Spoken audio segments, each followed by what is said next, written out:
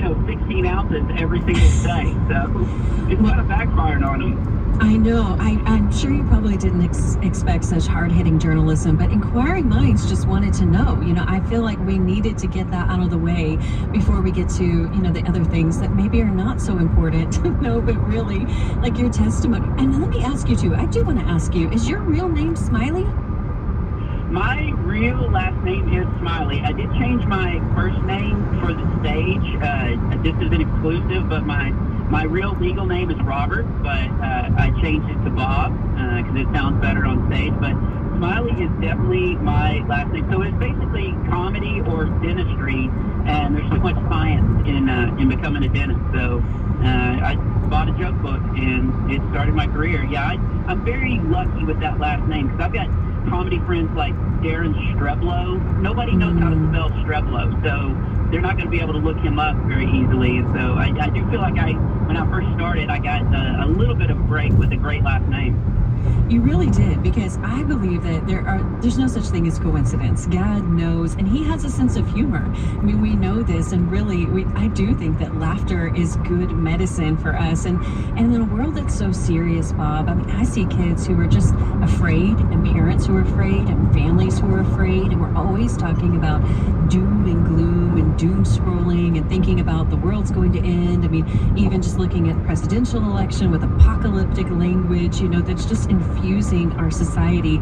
I think that we really do underestimate the value of laughter and of comedy, don't you think? 100%. And every year I keep saying it's getting scarier and scarier, especially as a parent trying to raise kids and and keep them on a godly path. The world just continues to try to compete for our kids' eyes and hearts and stuff. And so just as a parent, I love that all my friends are good Christian comedians, and I can get good, clean stuff into my kids' lives, but I'm seeing that in my own career. I'm seeing families come out and being able to sit for an hour plus and just laugh and not worry about something popping up in my show that's going to be offensive or make them uncomfortable sitting together. I think laughter is very powerful. I actually read an article one time that laughter is 10 times more powerful than morphine. I read that in a medical journal, so it wasn't even a Christian publication thing. And I don't want your listeners to get me wrong. Like, there are times that you do need morphine. I'm not, if I break my leg in half, I don't want my doctor standing over me going knock knock, and trying to tell me a joke.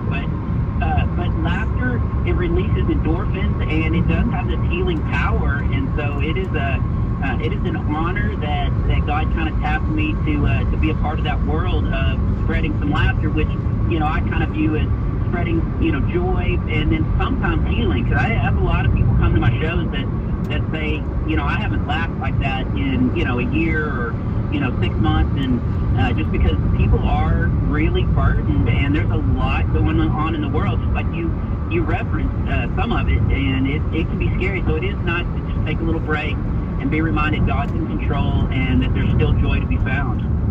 It also is bonding together. I mean, you bond together when you laugh over something, when you laugh till your sides hurt. I remember one of the last shows that I saw you in, Bob, you were with Tim Hawkins, which I'm a fan of Tim Hawkins. I'm not going to say he's my favorite comedian because that would be rude, right? But he is one of my favorite comedians, along with you, of course. But I was sitting in your show, like, laughing until my sides hurt, and my kids were making fun of me because they said I was wheezing like an old woman, which really wasn't very flattering, but it was a bonding experience. And so every time they come on, they're like, oh, here comes mom's old lady laugh, But I think those kinds of things are important, and parents are so worried about having relationships with their kids, and laughter is a good way to do that. And Bob, I want to follow up on something that you were saying, that I'm sure that being a comedian is very tough, honestly, but being a Christian comedian, I think that's got to be even more difficult. You talked about the importance of feeling safe, bringing your family to your show and being able to have good, clean humor. How do you balance comedy in a world of cancel culture and the easily offended, and how hard has it been for you to make your way as a Christian comic? Well, I didn't do a great job last night in London, Kentucky, but normally Normally I can dance around it, but you're right. It is very difficult because everybody has their own idea of what is clean comedy, and everybody has their own idea of what is Christian comedy. And so to find where those two circles overlap, you have to hit within that little part of the pie chart to keep everybody happy. And, sometimes you don't, but when you do, it's very rewarding. When people can walk out and, just say they enjoyed the entire set and they weren't offended by anything. But it's getting harder and harder, and especially with all the media and stuff kind of throwing out propaganda. There's so much hate in the world. I'm not seeing that, but I think people are a little more on edge, and they're a little more looking to be offended at the beginning. And so I used to be able to go up on stage and I would have the crowd within the first 30 seconds to a minute. And if it's a area that I haven't toured with in before, or people don't know me, I'm finding it takes about almost 5 minutes to get them to relax, because they're almost waiting to be offended, because there's so much offensiveness in this world, and so many people taking harsh sides on things. And so I think it is becoming more and more difficult, I think, every year. But thankfully God keeps putting me in these positions where I can succeed, and I go over my show and I really pray about it before I go on stage, of what bits to share, and kind of just count on the Holy Spirit to lead me when I'm up there, to not say something that might offend somebody. I do think that that's really hard, because we live in a world where, dare I say it, sometimes there's also virtue signaling that comes into play, like thinking, should I laugh at that? Is it okay to laugh at that? Is somebody going to judge me if I laugh at that, if that's funny? And looking over that sense of humor, it can be hard to know, where the line is. But I really appreciate that, you don't take yourself so seriously. And I think that's something that would be really good for a lot of families, to not, when you can laugh at yourself, I mean, that is a really good measure of your self-esteem and your resilience. And that's what I care about when kids are facing all kinds of tough things in the world. Having resilience is really important. And when you can laugh at your mistake, and you can really be self-deprecating or make fun of yourself, I think that signals to other people, like, hey, it's okay to mess up. Because that's what I for a lot of kids who are just terrified of saying the wrong thing, laughing at the wrong thing, liking the wrong thing on social media, and then feeling like, oh, they're canceled. It's just completely over. So how do you see that in resilience? Like you said, okay, maybe you didn't do a good job in Kentucky. I don't believe that. But how do you pick yourself back up? And, when a joke doesn't land, how do you learn that personal characteristic of resilience? Well, speaking of the show last night, people are even more bold about their opinions now. So, I do a lot of political stuff, but I was doing, a couple of years ago, I was doing, I'd ask the crowd, has everybody seen somebody in their car wearing a mask by themselves? And people would always nod, because that happens everywhere. And so here's the joke. I said, I was in Washington, D.C., I was finishing a show. I pulled up to a red light, looked in the car next to me. The guy was by himself. He had two masks on. They weren't even on right. His ear was folded over. I'm looking at him like, how did he get elected president? And it normally just gets a huge booming laugh. And I did that bit one time a couple months ago. And not only was somebody offended, they stood up in the show and started, it was at a church, and started shouting out at me.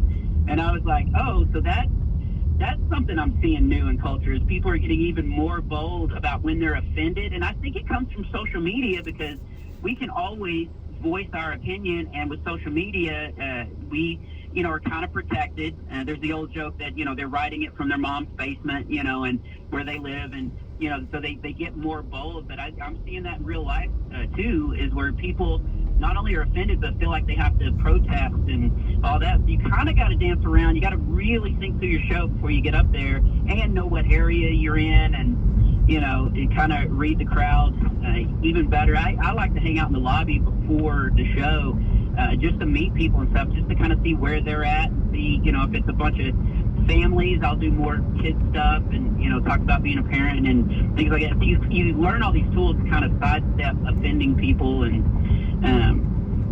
have I just gone way off topic? I feel like you asked me a really good question. in the best way possible. I'm laughing. I'm still here for it. And I think these are all relatable life lessons that we can learn. I mean, even just what you said, hanging out in the lobby, getting to know the people you serve. It's like you're going to be undercover boss, I think, Bob. I mean, that's what that is like. But that's a great thing for anybody, whether you're a pastor or a CEO or a nurse like me or anybody, just being with the people that you're serving and trying to respond to them well.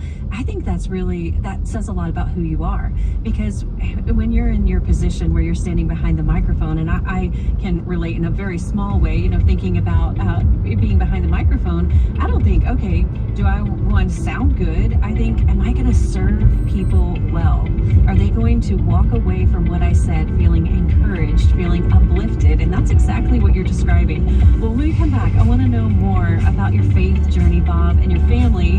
And we are going to talk about the adventures of Average Boy. I feel like I should have some sort of dramatic voice in saying that, but these are great books for your boys for Christmas. And I think girls would even like these too. We'll talk more about that with comedian Bob Smiley. Yes, you heard that right. A comedian named Bob Smiley. The jokes write themselves. We'll be right back after this break. Don't go away.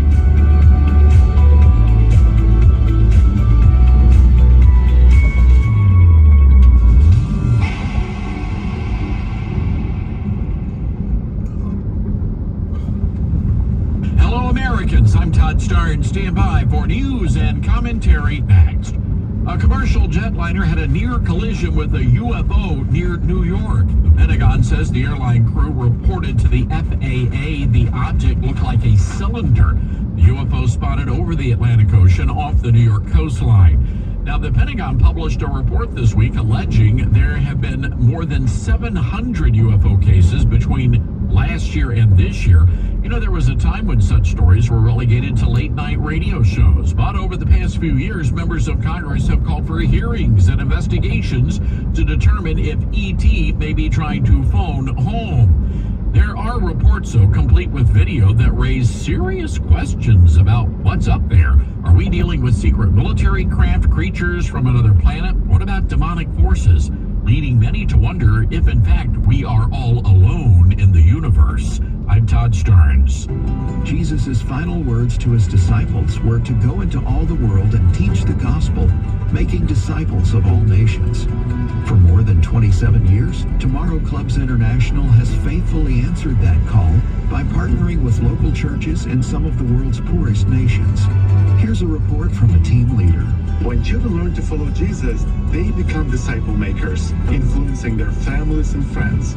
The gospel then overflows into the community, bringing repentance, reconciliation, church growth, and even reduction in crime and substance abuse. More than 500,000 children have learned to follow Jesus through Tomorrow Clubs. Kids also learn practical life skills such as cooking, woodworking, and the English language, preparing them for a brighter future. To learn more about the life-changing work of Tomorrow Clubs International, go to tomorrowclubs.org. That's tomorrowclubs.org. All gifts are tax deductible. For your walk with Jesus, I'm David Wolin with Haven Today, inviting you to anchor your day in God's Word. If you live near farmland, you might have the fun opportunity this fall to walk through a corn maze. But honestly, the line between fun and stressful is thin. Corn is tall, and it can take a long time to find your way out. If the sun starts to set and you're still inside, a feeling of panic can set in. If only you had a guide. Well, thankfully in life, a Christian has something better. The Good Shepherd. Psalm 23 says, "This shepherd refreshes my soul. He guides me along the right paths for his name's sake." So if you're unsure where you're going in life, call upon the Good Shepherd. He'll lead you in the right path. You'll see more of Jesus through daily time in God's Word. Visit getanchor.com. We have been laughing a little bit, and I think laughter is good for the soul. It is good medicine. Although I remember a joke from late night television. I've got comedian Bob Smiley on here. Bob, I don't know if you remember this joke. It was something like, they used to say that laughter was the best medicine. I guess that's why we all died of tuberculosis. Like, I just remember that joke. But we've got comedian Bob Smiley here, who has been touring for over 25 years. He's done so many things. We're going to be talking through some of his projects today. And I want to play a clip for you of one of his comedy bits. It's called Kitty Casino. Richard, let's roll it. One time, my parents took us into a bigger town to the Kitty Casino, the place where kids gamble. Chuck E. Cheese, yes. That is a casino for children. They don't even hide it anymore. You got to go through a turnstile. There's no clocks on the wall. There's a 6-foot mafia rat walking around handing out tokens. So my parents dropped me and my brother off. I did really well at the skee-ball table that night. I left 200 tickets up, and well, now we know who gambles. And I'm not judging you, because I gamble. I gambled today, actually. I had Chinese food. So, and the house is gonna win. Anyway. That's Bob Smiley, and I've had the privilege of seeing Bob on tour, and we were just talking in the first segment about how important it is to have some laughter in your life in a world that is very serious and very scary. It's important to have some laughter. So, Bob, I want to know what your kids think about you being a comedian. Do they laugh at your jokes? I am very lucky that my kids do laugh at my jokes. They think I'm funny, and not only do they think I'm funny, they love for me to talk about them on stage, especially when my kids were younger. They would do something, pretty crazy. And I remember one time Trent did something that I don't want to go into it because I don't know if my insurance is going to cancel it. But it involved a Cleveland fan that's no longer with us. But he, as it broke, he turned and looked and he goes, "Do you think that's good enough to make into a bit?" And I just paused. I was like, I love that they're thinking through, like, "Ooh, I hope I make it into Dad's act." So I've been very fortunate. Because I'm home during the week, I get to go up to the school and volunteer, and I love that my kids have never really gone through that, being embarrassed of their dad. They love for me to come up and like read one of my average boy books to the classroom, or just go and hang out at lunchtime, and have all friends come over and sit and us tell jokes. And so my kids, I'm very fortunate, because a lot of my comedy friends, their kids are embarrassed by their dad, or don't think he's funny or anything. But my kids maybe I haven't exposed them to good comedy, and so that's why they really like my stuff. But yeah, they think I'm funny. I think that's quite an accomplishment. I mean, you have a lot of accomplishments, Bob, in the world of comedy, but that takes the cake. That is pretty awesome. I'm really privileged in that my kids, they're not embarrassed by me either, and that's embarrassing because, it can be embarrassing because I'm the mom that shows up and talks about all kinds of things. I'm the nurse, so I'm going to talk about all the sensitive subjects, but it's great because they're like, "Oh no, you need to talk to my mom," and they've just stepped into my ministry. It sounds like just like your boys have stepped into yours. And so I'd love for you just to share more about just your testimony, how you came to know the Lord and came to be called to ministry through laughter. Well, ironically, that kind of segues into my dad. I grew up in a very tiny town north of Dallas, Texas. We had 281 people in our town. I had 17 in my graduating class, which was great because when I went to college, I could tell everybody that I ranked 16th. They didn't need to know that there were only 2 other people below me, but I had 17 in my graduating class. So a very small little farming town, and my dad was the superintendent. And my dad, to this day, is the funniest guy I have ever met, and he's very quick-witted. I think on the clip that you just played was from my first Dry Bar special, and I talked a lot about my dad and a couple of the jokes, but they weren't jokes. He actually did this. Like I went to him one time because I didn't look like him, and I was like, "I don't look like you. Was I adopted?" He said, "Yeah, but they brought you back," and stuff like that. He actually, I used to tell this joke on stage, but it's not a joke. He convinced me if the ice cream van was playing music that it meant it was out of ice cream. So it was stuff like that. And so I grew up watching my dad use comedy. He realized it was a gift from God as well. And so as a superintendent, I watched him diffuse like the room full of anger. If there was like angry parents coming into the office because they're upset about something, I watched him use comedy. Or if he was getting up and talking in front of the school, he would open with a couple of jokes, and I just watched how he used comedy as a tool to be able to have people. Because when you give somebody laughter, you're giving them a gift, and when you give somebody a gift, then they trust you more, and they'll lower their walls, and they'll kind of open their heart and their mind, and they'll listen to anything you say. And I learned that by just watching my dad. And my dad, since he was the superintendent of a small school, he would come and eat lunch with me, and it was the same thing. All my friends wanted to sit at our table to listen to me and my dad be funny, and we wouldn't prepare anything. We weren't writing, a set list, but we just naturally were funny. And so I grew up very early on knowing that comedy was a powerful tool that God has given us. And even though I never thought I could be a comedian, I always planned to use comedy in whatever I did. I remember, I'll try to make the story short, but in second grade, there was a math problem, and it was 5 birthday candles plus 3 birthday candles, and there was a kid named Lloyd. I still remember his name, and he was up there, and he couldn't figure out the math problem, and the teacher, Miss Brown, said, "Can somebody come help him?" And I raised my hand. My teachers like me to sit in the back for some reason, and so I raised my hand. She called on me, and as I was walking all the way up to the front of the classroom, I thought of my set list. I thought of my joke. And so I got up there and I said, 5 birthday candles plus 3 birthday candles equals 8 birthday candles. Come on, Lloyd. It's a piece of cake.